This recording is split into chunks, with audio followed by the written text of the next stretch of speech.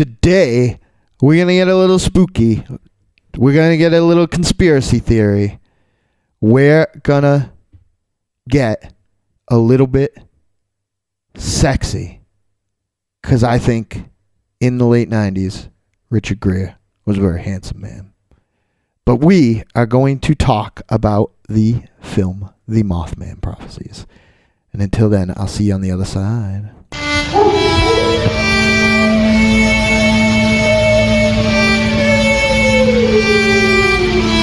Listen to them, children of the night.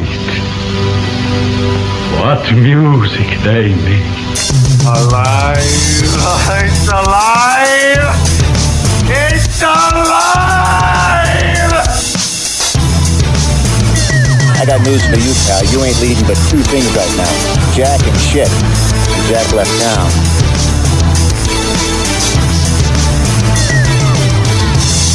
I say you'll flip you. Do what?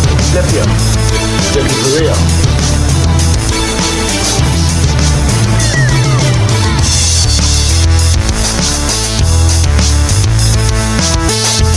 Y'all think us folks from the country's real funny like, don't you, Jimmy? Hello from you, Ma. I'm Mr. Britt. I've got to give me some education, Jerry. You ass. Ash. Death. A bitch.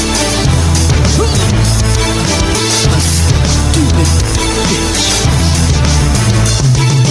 What's up, y'all? This is Dynamo Mars. Sometimes when you live with someone who you're very close to and you love very much, you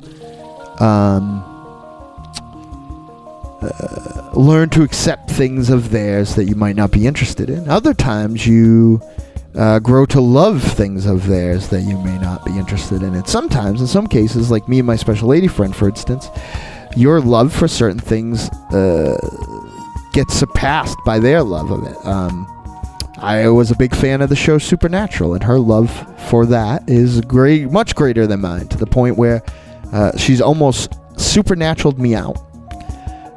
One of her latest obsessions, and she's the type of lady that when she finds something she likes, she watches it a lot, is a film that I was only tangentially interested in. Came out in a darker period of horror for me, and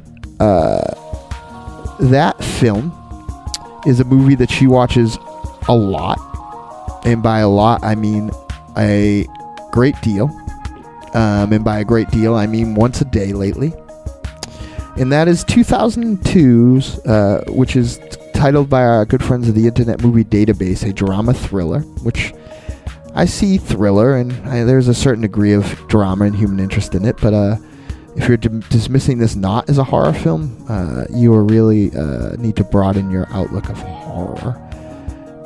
It is based on the 1975 book, The Mothman Prophecies, written by John Keel. But loosely. The Mothman Prophecies, the book, is a recanting, like a non-fiction book of the events that supposedly happened. It's based on the true events that supposedly happened in Point Pleasant, Virginia. But again, my friends at the Internet Movie Database, say that this isn't a horror film. But I think that if you let the impending ratcheting dread of this film, and you let the overall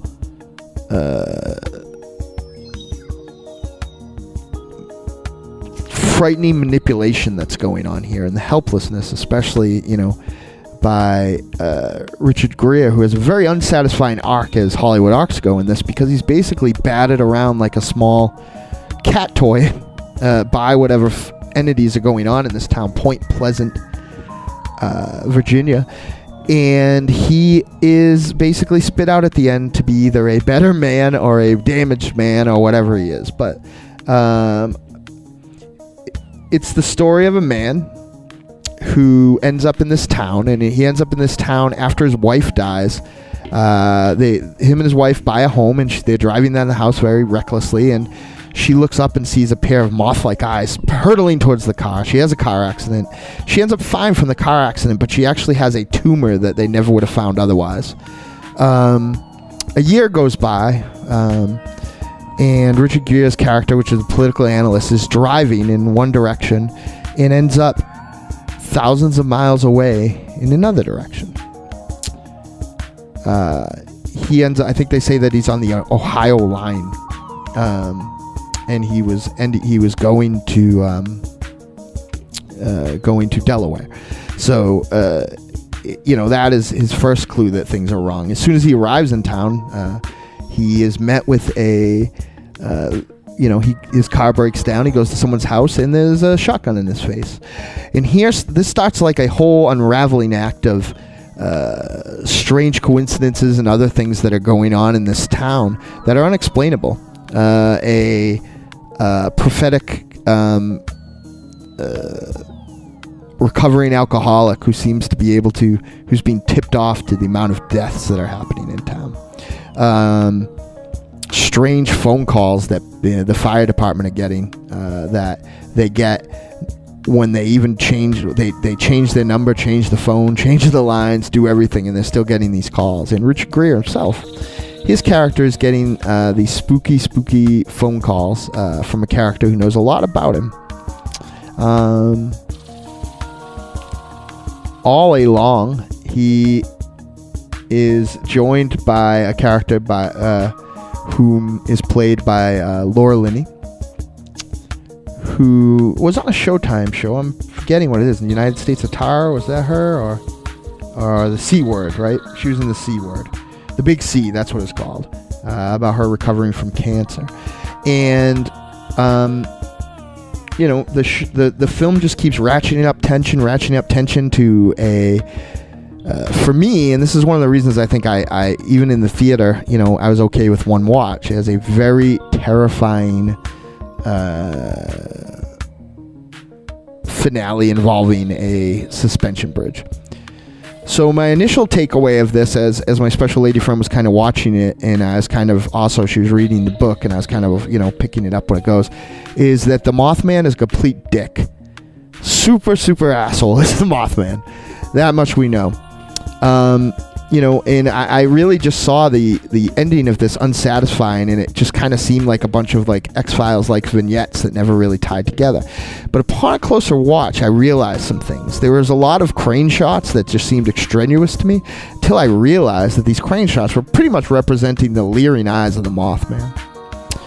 And then once I saw that one thing, I started looking at a lot of other things in the eye, and these things conceptually and visually terrified me. So I don't want to say too much about it because, a lot of the reveals are subtle and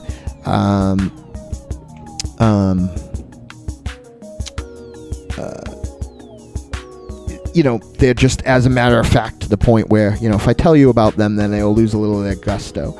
I will say I think Gere, who is a great actor, is a little too laid back in this film, a little too reserved, I feel like. He's a little too aloof. I think Laura Linney is great.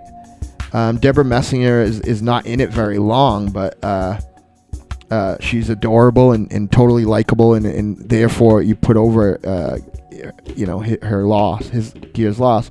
Will Patton is great in this, and just a lot of other interesting parts, including Alan Bates playing Alexander Leek, who supposedly had a foremost preeminent expert on all things Mothman, and based on the he's a proxy for the writer of the 1975 novel The Mothman Prophecies, John Cale. So I would definitely say check this out. Again, this is under fiction, but I think that I think it's definitely if you are a fan of conspiracy and stuff like that, the book and this film have a lot to offer. Again, I consider this book to be a true story, so it's listed as fiction, but us monster hunters know what's up. So that's the Mothman. That's a fucking treat. You win this round, special lady friend, and I will see you on the other side.